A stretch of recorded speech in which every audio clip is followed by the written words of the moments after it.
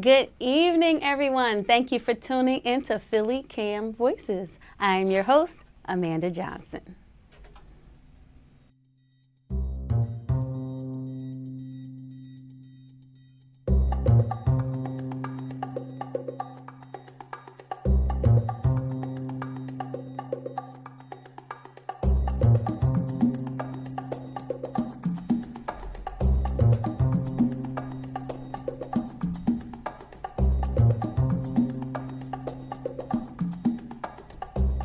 Philadelphia wants to take back its public schools. Mayor Jim Kenney announced before City Council that he wants the state to control the School Reform Commission, to disband itself after 16 years and replace it with the board members he will choose. Reporter Nora Corrich has more.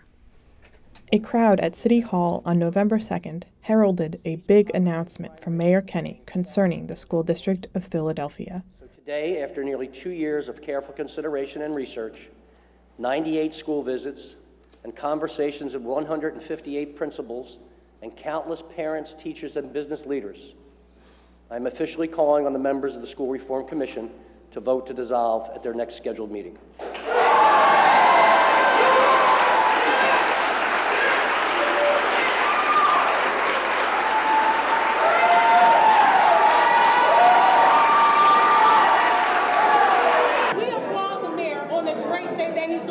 Ownership and accountability of our schools. But what we want to also ensure is that the people's voice is being heard.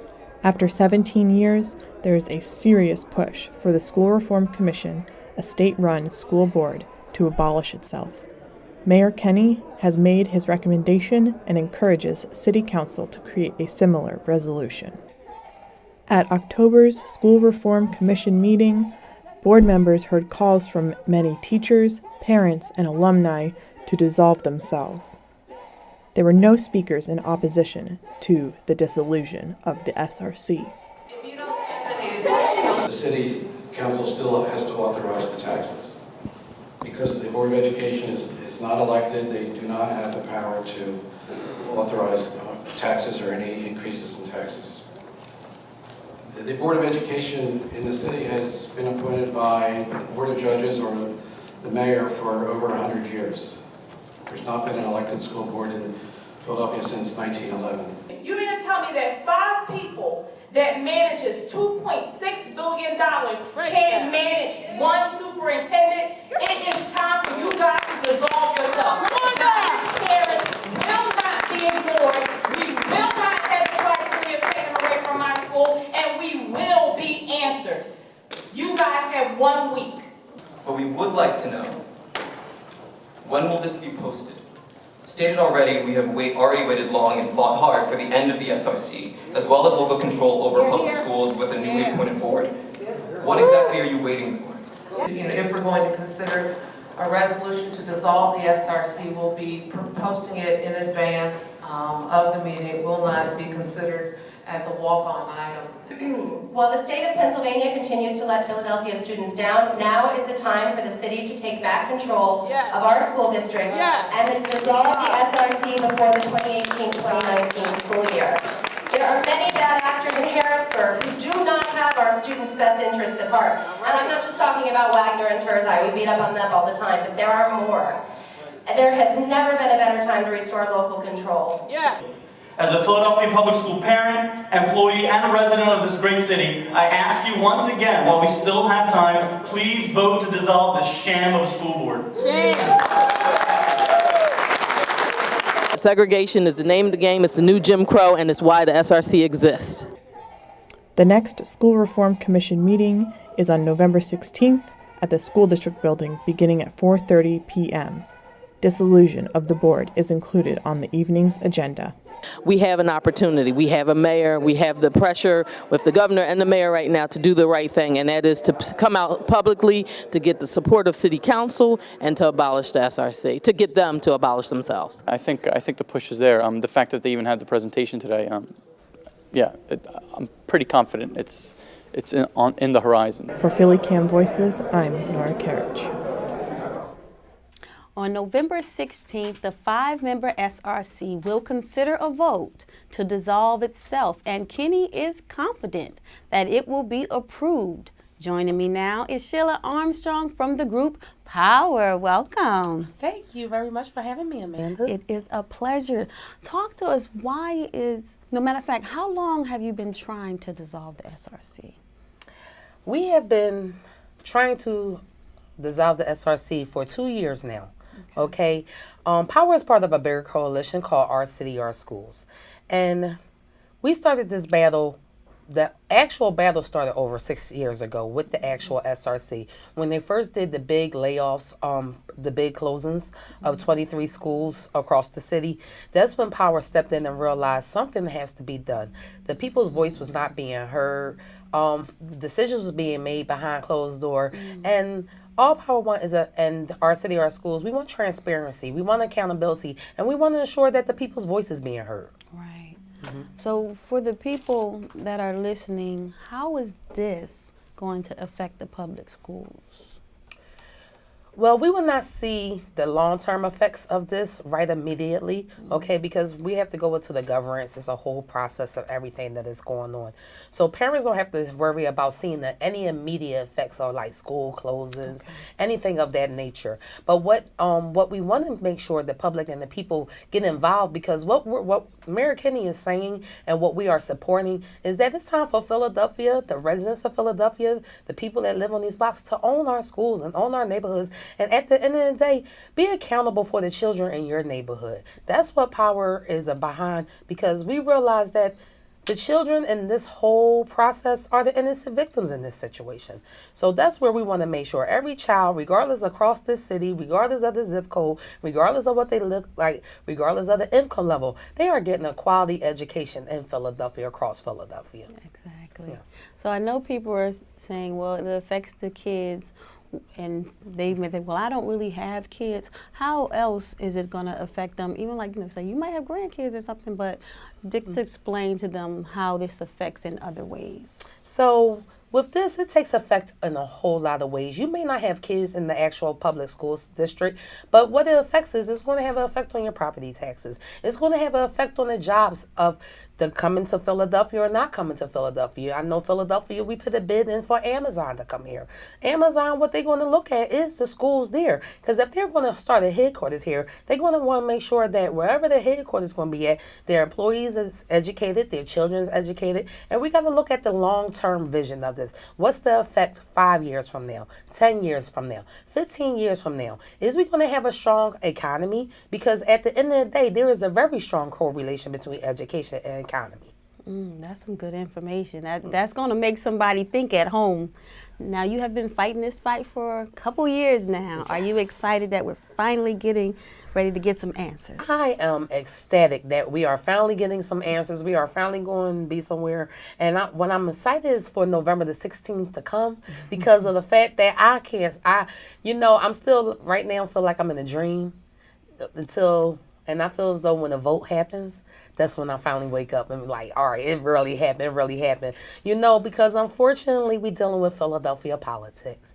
And we don't know if the SRC, because they are still individuals, they still want to have people in their ear, if they really going to really dissolve. So it's always going to be a concern that if this really going to be happening. Even though Mayor Kenny, he was very strong and adamant in saying that the SRC will dissolve, I still, I tell people, as a woman of faith, I always hope for the best, but I prepare for the worst. So we got to be prepared just in case, however the vote go. That is true. Yes. Because you put things in place, but the chips may not always fall where you want them to fall. Yes. But we're positive and optimistic. If somebody says, well, what is POWER? How do I get in contact with POWER? I want to get involved. How would they do that? Well, you always can go to our website, which is www.powerinterfaith.org, or you can find us on Facebook. You can find us on Instagram. You can find us on Twitter. Every social media site, you definitely can find POWER.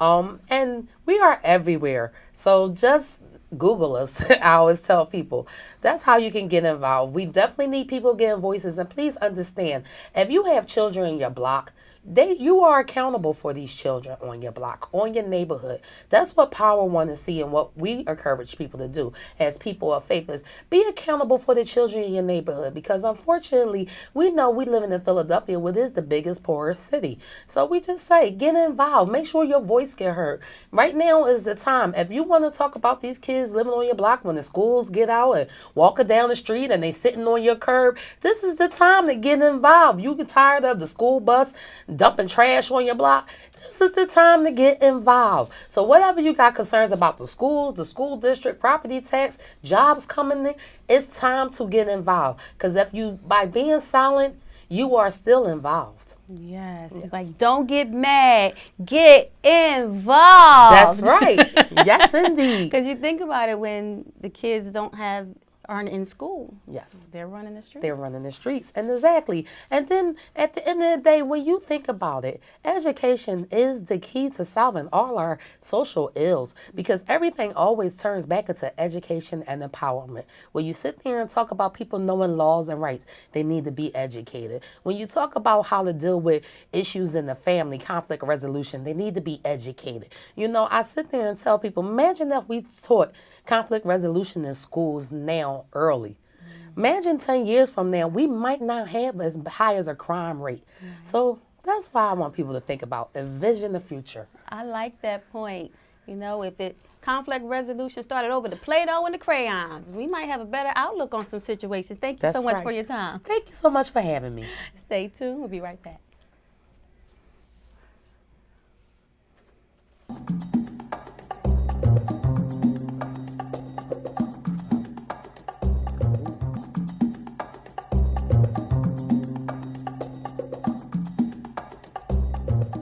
The urban cowboys in Philadelphia are connecting with children with horses. Not only are they learning about a rich tradition, but they're getting valuable skills and core values that will last a lifetime. Reporter Rossi Brooks has the story.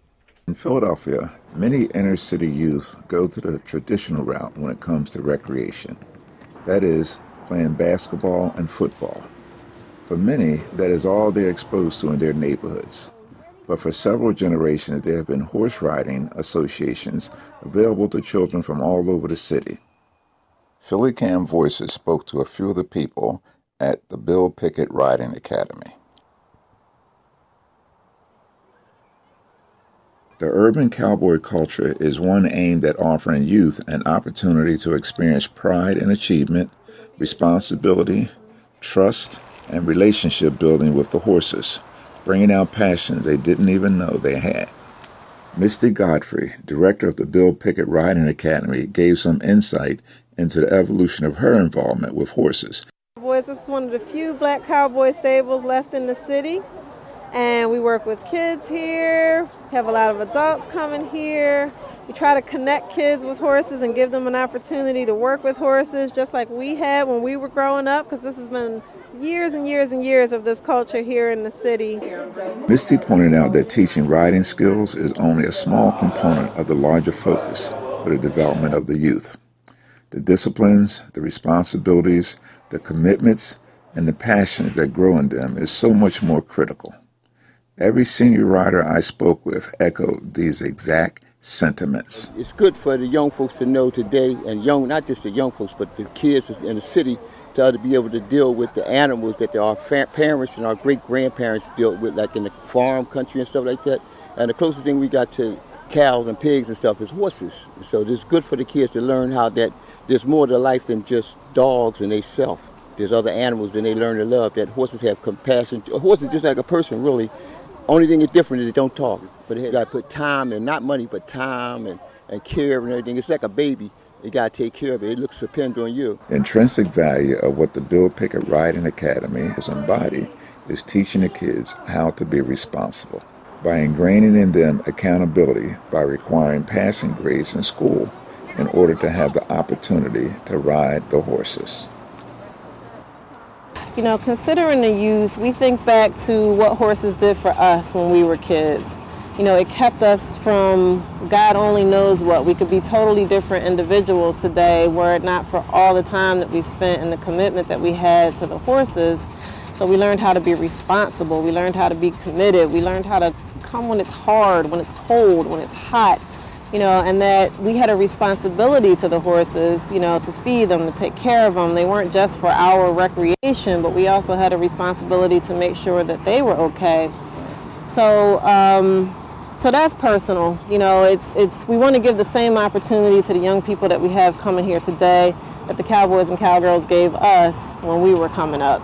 But I think young people, they have such a disconnect from natural things. Everybody's on cell phones and all that kind of stuff. So I think this helps balance, you know, our technological direction and just helps give them, you know, to have earth and technology, you know, to keep things in balance. So it's pretty cool, especially for the horse crazy kids who really love it. They would rather not be doing anything else, most of them. They get upset when they can't come. This is Rossi Brooks reporting for PhillyCAM News. Reporter Karen Walker talked with fine arts photographer Shawn Theodore about his exhibit Future Antebellum, which took place at the Art Sanctuary in Philadelphia. This summer I had the opportunity to sit down with Philadelphia's own fine art photographer Shawn Theodore while attending his art exhibit at the Art Sanctuary here in Philadelphia. Shawn's art exhibit, titled Future Antebellum, explores a world where the constructs and intervening variables of our collective Black consciousness are dismantled and declared a fallacy in a not-so-distant future.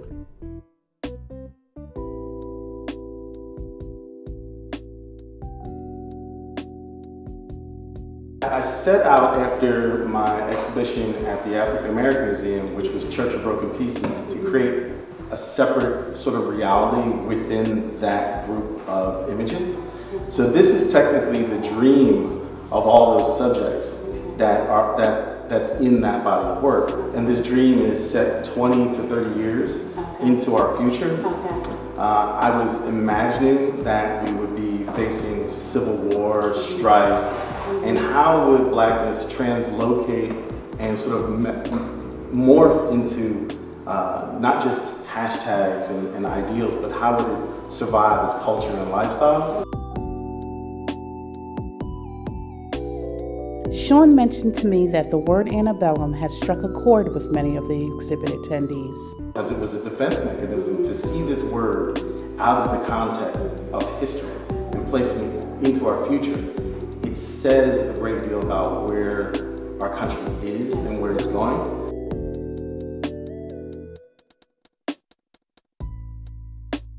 I started shooting photography because my mom wanted to be a photographer.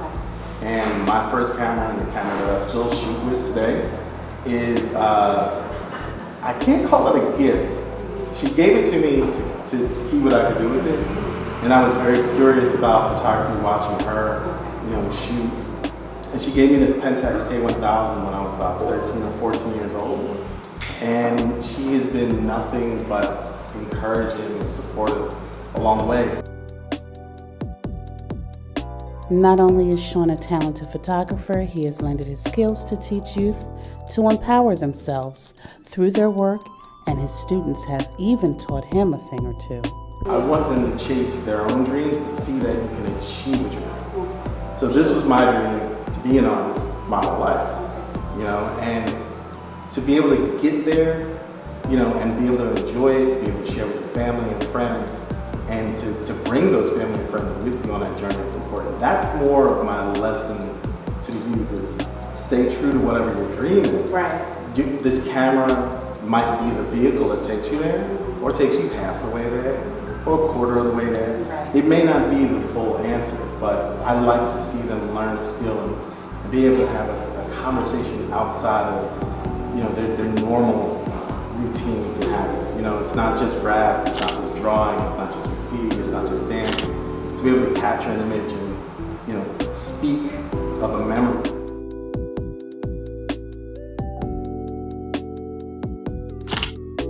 Cool artist.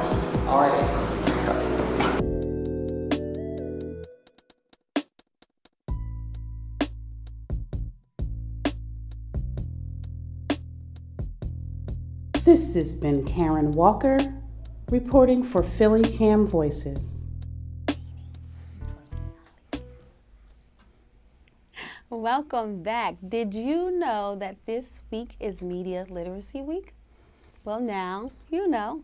And here at PhillyCAM, we make sure that we allow our producers that flexibility to be creative and make them more knowledgeable as consumers. With me in the studio, I have Ali Castellini, and she is 25+ year veteran of non-commercial and commercial media, a digital media pioneer, professor of media studies and productions at Temple University, Klein College, and author of At Thomas Jefferson Sends a Tweet, a new model of journalism. We also have today with us is Monica Robinson.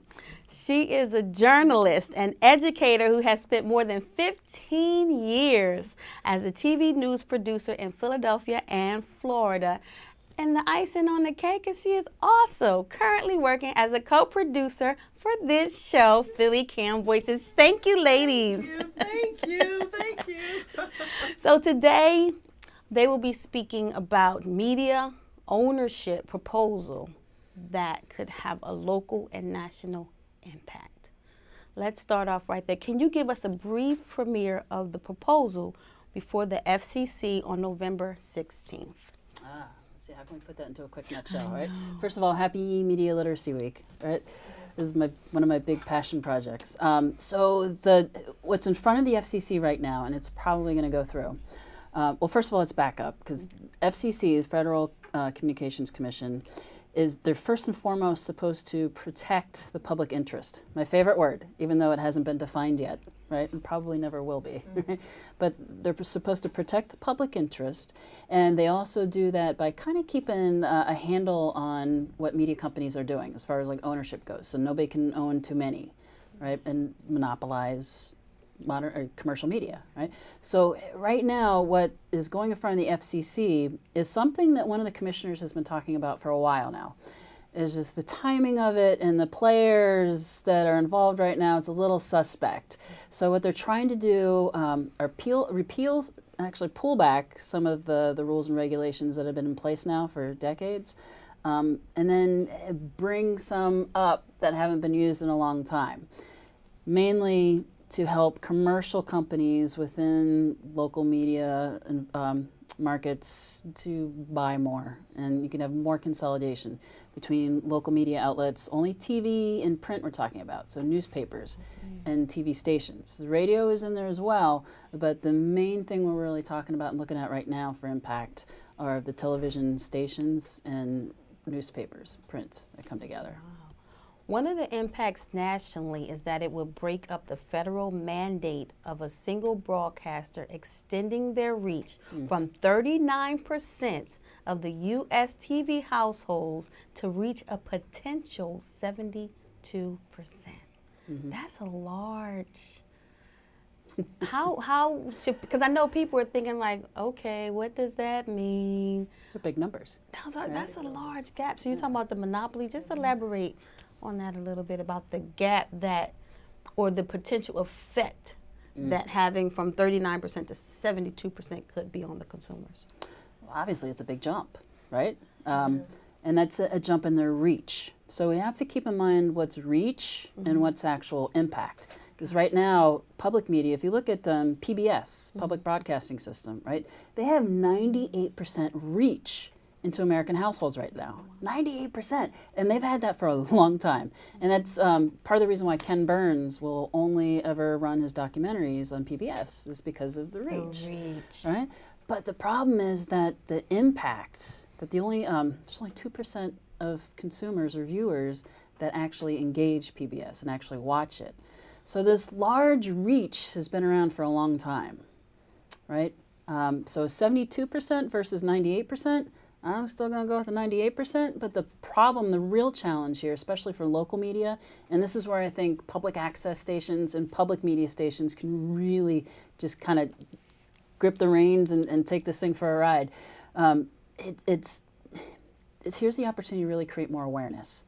right, to let people know that, hey, here's some really great local news that's happening, because more and more people need and they're asking for local news media, right? So television viewing is down, but news consumption is up, right? So people want this. So if we can kind of take the challenge and create more awareness and let people know that great outlets like this exist and other public media outlets, then that reach, we don't have to worry about the reach. We got to worry about impact. That is so true. Right. Well, I see it from a journalist point of view, and I think of messaging, telling stories, showing different points of view. So when you have one outlet that is dominating, and it stifles competition from other outlets, I think, and that's where you have a problem, where you're not getting diverse points of view. Other people are maybe not being able to tell their stories. So I think, in my experience, that it's really important to have different outlets and not just having, say, a newspaper and a TV station owned by the same company. I think that becomes dangerous. I mean, because when you look back in history, like Ma Bell, I know that's a long time ago, and like AT&T, that's why the government broke them up. It was because they had too much monopoly and domination of the marketplace. So reeling that into like kind of what we're talking about right now, I kind of fear that same effect could happen. And I think that's really important to recognize. So I have this question. One criticism of this deal is the relationship of the Sinclair Group to the Trump administration and the potential to include more must-run segments in local news. Share your thoughts. Yeah, it's a little dodgy. Did you have to do first must-runs at all? No, you never had to do them? Sketchy there. That's sketchy. So you know. a must-run is just that, right? It's a segment or information, a piece that's produced by Sinclair Communications and sent to all of the local media broadcast stations that they own. And they're told, you must run these. They even go as far as writing the intro for the anchors to read into this thing. Some stations, though, have been resisting it. Like a station that they own in Seattle, they've actually been running the must-runs like later in the evening or when there's a really small audience. But they ran it, so it was good, right? But the problem with must-runs is that it controls a lot of the messaging. Yeah, you have no control over that content. You're just giving something that's prepackaged and say, run this. I mean, TV stations probably can't say, well, we don't agree with that, or we should question this content, or there should be an opposing view to that. I mean, fair, balanced, and accurate, right? So, when you get prepackaged content and just told to run it, where is the, journalism in that? There is none. So, because we were always taught that, newsrooms and journalism should be independent of outside influence. Just because we run car commercials doesn't mean that the car dealership should have dictatorship or could dictate what kind of content we run on our air. As far as we are an independent entity, and therefore, we determine our own content and we get information, and we are reporters. So this new edict of running this content, it goes totally against all the training that I've had. Well, we want to thank Ali Castellini and Monica Robertson for joining us today for this Media Literacy Week conversation. It was great conversation. I know that you learned a lot. So, like she said, continue to support your local media, continue to keep your eye on media, and always question your sources. I am Amanda Johnson, here for PhillyCAM Voices. See you next month.